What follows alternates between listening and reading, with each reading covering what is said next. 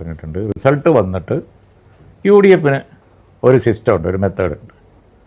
ആ U D എഫിൻ്റെ method അനുസരിച്ച് ഏറ്റവും വലിയ കക്ഷി, മുന്നണിക്ക് നേരിടുന്ന കക്ഷി എന്നുള്ള ആൾക്ക് കോൺഗ്രസ് പാർട്ടിയിൽ നിന്നായിരിക്കും മുഖ്യമന്ത്രി ഒന്ന്. രണ്ടാമത് യു ഡി എഫിൻ്റെ മുഖ്യമന്ത്രിയാകുമ്പോൾ ഭൂരിപക്ഷം ഉണ്ടെങ്കിൽ യു ഡി എഫ് ഘടകകക്ഷികളൊക്കെ ആയിട്ട് കോൺഗ്രസ് നേതൃത്വം ചർച്ച ചെയ്യും. ഇത് ആദ്യത്തെ പ്രാവശ്യമൊന്നുമല്ലല്ലോ, അതിനുള്ള കീഴ്വഴക്കങ്ങളുണ്ടല്ലോ. ആ കീഴ്വഴക്കനുസരിച്ച് തിരുവനന്തപുരത്തും ഡൽഹിയിലുമൊക്കെ ചർച്ച ചെയ്തിട്ടാണ് ഗവൺമെൻറ്റുകൾ രൂപീകരിച്ചിട്ടുള്ളത്. അതുകൊണ്ടാണ് പാണക്കാട് തങ്ങൾ രണ്ട് വാക്കിൽ ഒതുക്കിയത്. ഇലക്ഷൻ റിസൾട്ട് വരട്ടെ, അതിനൊരു സിസ്റ്റം ഉണ്ടല്ലോ, ആ സിസ്റ്റം അനുസരിച്ച് കാര്യങ്ങൾ നടക്കും എന്ന് പറഞ്ഞു.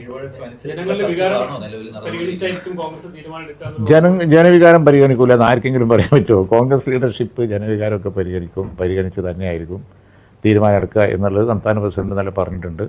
അതുപോലെ തന്നെ യു ഡി എഫിൻ്റെ കീഴ്വഴക്കം അനുസരിച്ച് ഇവിടെ ഘടകകക്ഷികളോടൊക്കെ അവർ കോൺഗ്രസ് നേതൃത്വം കൂടിയാലോചന നടത്തിയാണ് തീരുമാനം എടുക്കുക.